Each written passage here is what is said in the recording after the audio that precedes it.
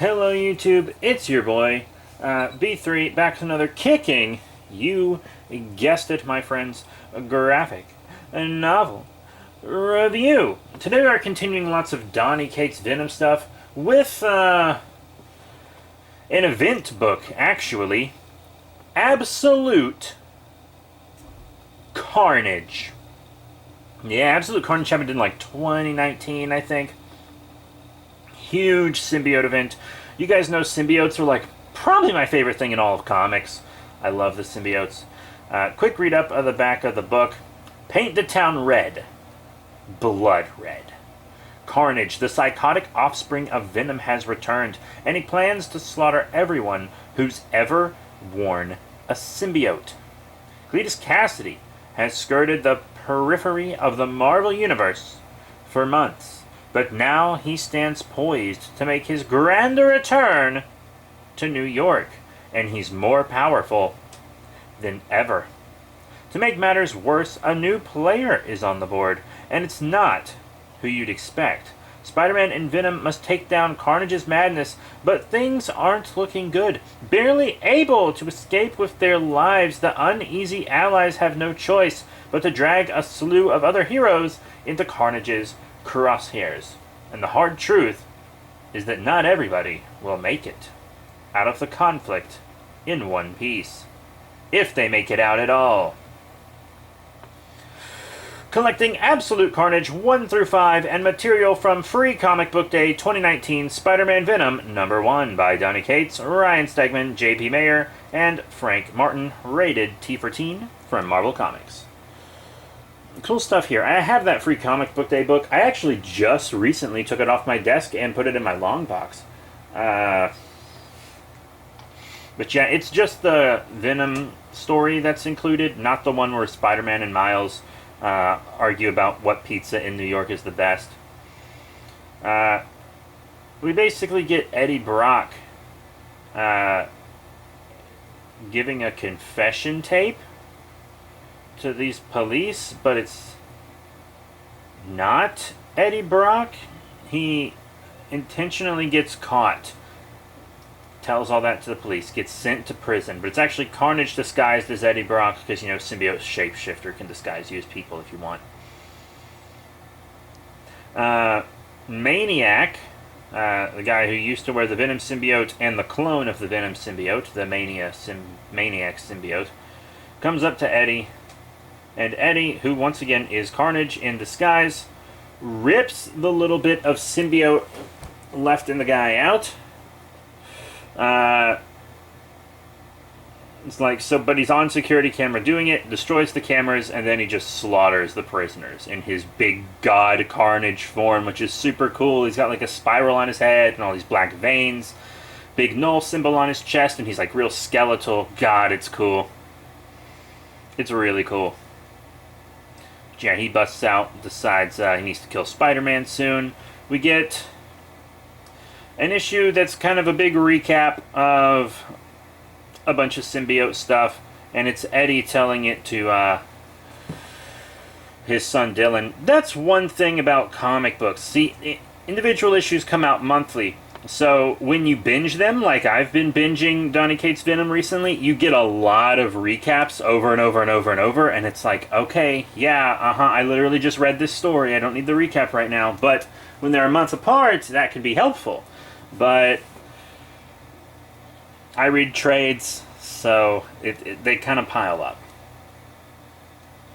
up. Eddie Brock finds out that he's wanted for something he didn't do. Cletus pushes him and Dylan in front of a train. The Venom symbiote reappears. Turns out it's been following Eddie to keep him safe.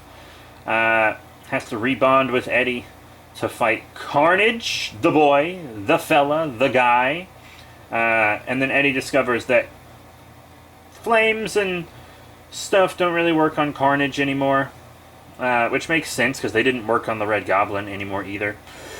But electricity still does pretty well against him. They go to Peter Parker. Eddie knows Peter is Spider-Man, but Dylan doesn't. So he has Peter, quote-unquote, contact Spider-Man for them. Spider-Man takes them to, like, a diner or something. And they find out on the news that this mass grave was uncovered, and it's everyone who's been dead and buried, whoever wore a symbiote.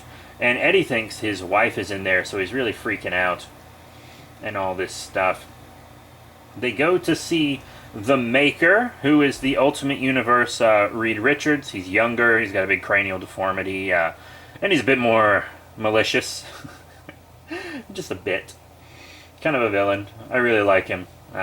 He's actually one of my favorite things from the Ultimate Universe. I'm glad they kept him around. They go to him to see if he can make a machine that can extract and kill the little bits of symbiotes left in former host's spinal fluid.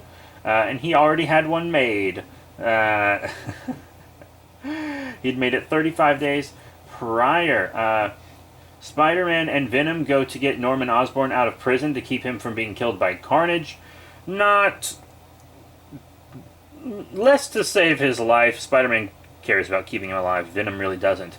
Less to keep him alive, but more to keep the stuff in his spinal fluid out of Carnage's hands.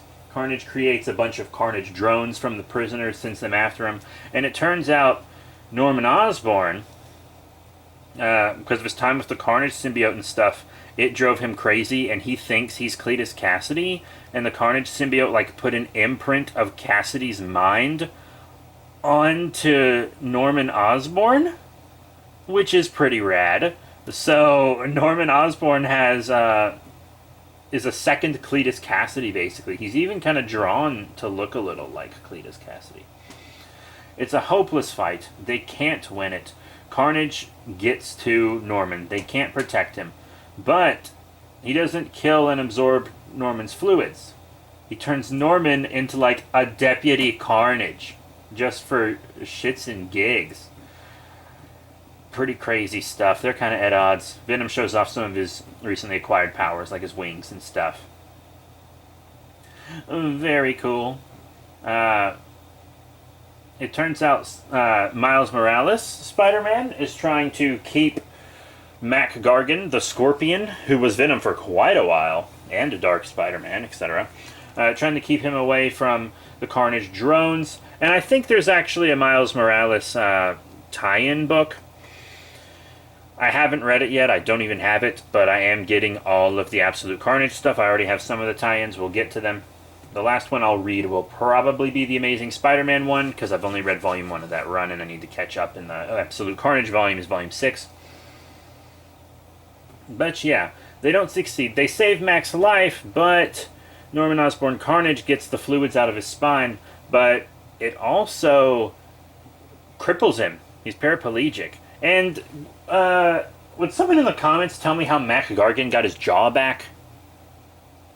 I'm like dead serious. I want to know. Because I remember Spider-Man, or Superior Spider-Man, punching it off. And then I remember him having like a nanite jaw that the Spider Slayer gave him, but then he lost that in the same story. And then I think it was Roxxon upgraded him and gave him like mandibles and a jaw again. Where does he have? How does he have a biological jaw now? Is it like Oliver's arm and jaw in Invincible? Is it just like Oliver's jaw in Invincible, where it's got skin grown over it, but it's like mechanical? Someone tell me. That'd be cool. But Miles Morales gets infected and becomes a Carnage doppelganger, a super cool one that absolutely needs an action figure, but won't get one because it would be expensive. But Venom is able to get Mac out of there. Some other former symbiote-wearing superheroes are there. And another symbiote is there called Sleeper. I think they're from the Venom First Host, like, miniseries, which I have not read. I think that's what they're from.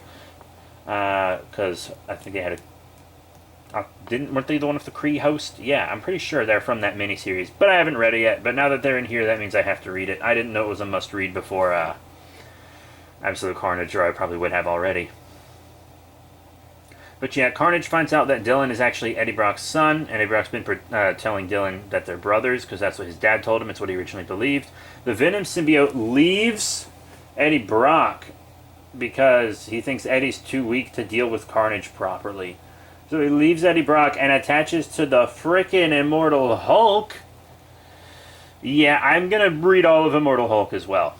I hear it's a spectacular monster book. I'm trying to focus on monster stuff currently, if you can't tell.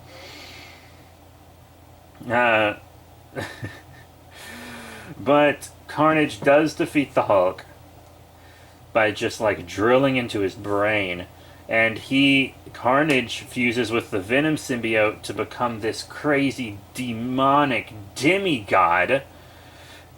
Eddie doesn't even have powers. He's having to use anti-symbiote tech.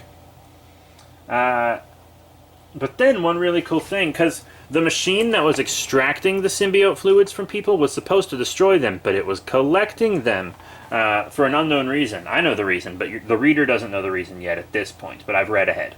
I've read a lot more than I've reviewed. But all these fragments fuse together into this super symbiote that attaches to Eddie. And he gets a new symbiote out of it with lots of cool powers and stuff. Get kind of a flashback to when he met Cletus Cassidy when they were cellmates. Eddie Brock was actually put in Cassidy's cell as kind of an unofficial execution. Like, whenever the people at the jail wanted a prisoner killed, they would just make him cellmates with Cassidy, pretty much. Because Cassidy would just kill him. Wild stuff. Wild stuff. We find out that Dylan has powers when he defeats Norman Osborn Carnage, which is pretty wild. And they seem to be symbiote-based, but he doesn't have a symbiote. In fact, in a later book, well, not a later book, it was coming out at the same time, we find out that he actually can't bond with symbiotes, interestingly enough. But Carnage gives Eddie an ultimatum. Eddie makes the choice he had to make. It's debatable whether it was the right choice, but to him it was the right choice. Very interesting. That's what I like about Eddie. You know, he's allowed to fail. Like, you know, story-wise, he's allowed to fail or do something bad. You know, or like Spider-Man, you know, he's always going to win. He's always going to come out on top. You know, Spider-Man's always going to do the right thing. You never know with Venom. You never know if he's going to lose. You never know if he's going to do the right thing. That's why that's why Venom's one of my favorite characters, because they can do pretty much whatever they want with Venom. Because he's a former villain turned anti-hero. Yeah, I'm not going to tell you what the ultimatum was. You'll have to read it to find out. But Dylan does find out that Eddie is his father, and it ends there. There's like some Ravencroft files that you can read, like behavioral assessments with dialogue and stuff. Daily Bugle newspaper article you can read is in it as well. Lots of really cool variants. There are some dope variants in this book. I really liked the action figure variants, because they're all for action figures we're never going to get, probably. But yeah, I loved Absolute Carnage. It was so well written. Donny Cates can like almost do no wrong. He's so good. He's probably the best writer Marvel has right now. It's Cates easily. But Absolute Carnage was a great event. If you like the world of Spider-Man and Spider characters or symbiote characters, Absolute Carnage is a must-read. If you're going to read King in Black, Absolute Carnage is a must-read. Absolute Carnage is almost like a prequel event for King in Black, because it's just Carnage trying to prepare the world for Null, and then in the end Null wakes up. So King in Black couldn't have happened without this event.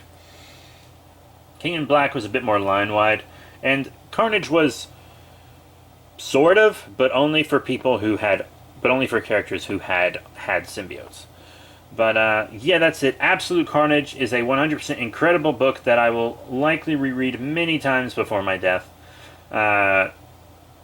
Very dope. I have 2 of the tie-in books to read, the tie-in trades, some more volumes of Venom as well, and I'm working on some other stuff too that's, you know, not Marvel symbiote stuff. There's also more Marvel symbiote stuff I want to read as well. I can't put it down. Symbiotes are my favorite thing in comics. Sue me. But that's it. Thank you all very much for your support. Remember to rate, comment, subscribe. Check out all the cool links in the description below. Facebook, Twitter, etc. And I'll see you all next time.